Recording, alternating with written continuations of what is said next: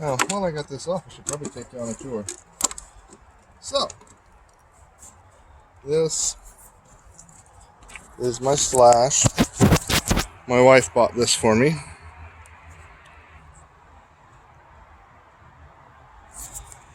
It's the Fox Body Slash. I've got some Badlands Proline tires on it.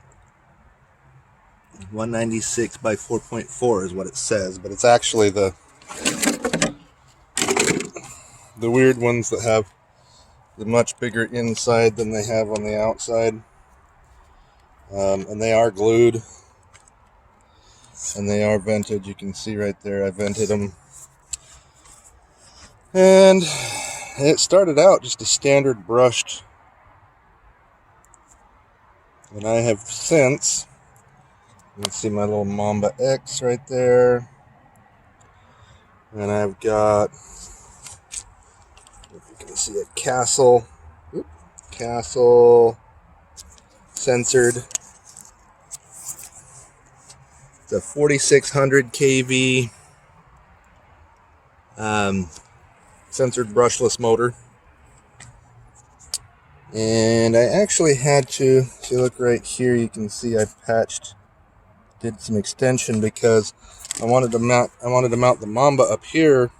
Standard wires for the sensor would not reach all the way back here, so I had to actually run an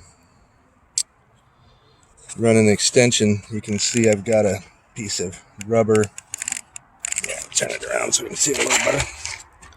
Got a piece of protective rubber here. You can see the connections right there. Focus. There, you can see the connections right there going into that piece of rubber sheathing. And then the other connection, I think, is back here somewhere. But I had to extend those. Anyway, I also have the Savox. It's going to be upside down, but it's SC 1258TG. Much stronger, much faster, waterproof servo that I got because I found that I was overcorrecting too much. I would end up fishtailing back and forth just because the servo was so slow that I couldn't react fast enough to compensate for the fishtail. So ever since I got the Savox on there, it's been much better. Also got this little contraption, which when you first get this truck, it sits pretty high, and I do have a low CG kit, which, I mean, you can see that's kicked up pretty significantly right here.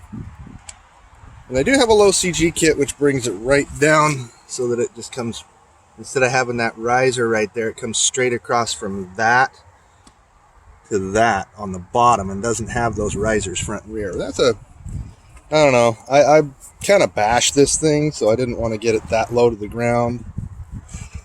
But the problem was that every time you would turn, particularly if you caught any traction at all with the front tires, it would just barrel roll.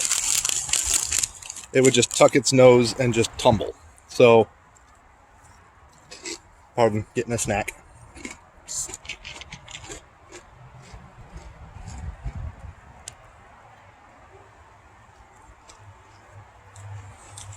I did some research, and I found this company.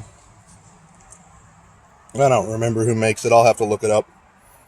But essentially, it's keeps the body from rolling. It mounts two solid points here. It still allows the suspension to go up and down, but if one side, see, I'll lift up on this side, you'll see it kind of puts some force on the other side. You can see the other side coming up. It's the same thing this way. If I push this one up, you can see this, not completely, so you can still get some independent front suspension going on. It just reduces body roll. I mean, you get the same thing for full-size cars. You run them all the time. Just about everything has them. But I got this, and it has significantly improved the handling characteristics. I got a whole set of spur gears. That one I actually ended up having to put in backwards just because that's the way it would fit. Doesn't matter. Last time I was out here, I actually had this spin off the shaft, and one of the guys was nice enough to hook me up with some blue Loctite. And this one is, I don't know if you can see it or not, but it's where did it go?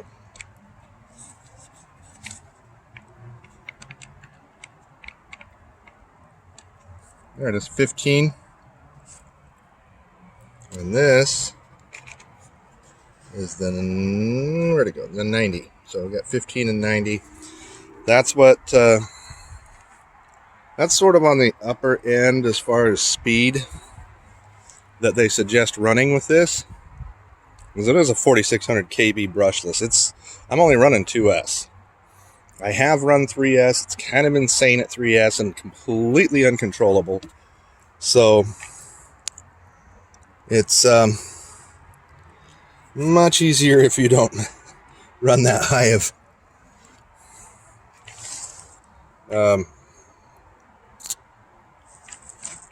cells on your, just. But I do have like HVs, Protex HVs. I like these, 5,000 milliamp. I have some other batteries too. The one that it came with a 7-cell extended pack. You see, I kind of had to put a piece of foam in there because this is equivalent size to a 6-cell pack of the old style batteries. So I had to kind of take up that space, keep the battery from sliding around. But it's still got the waterproof. That was a standard stock Traxxas controller. They're not bad. I would really like one that I could put a little bit of expo into the steering so that I'd had a little bit finer control at the center, so that I could make smaller corrections in the middle, but then really crank it if we get expo in there. The center becomes less sensitive, but then it really accelerates when you go to the extremes left or right. So it doesn't change the extreme handling characteristics when you're trying to power slide a corner or recover from something, but it does give you a little bit finer control at the center. It's something you use much more heavily in drones. So anyway, let's put this little beastie back together and we'll see if it makes a difference on the track.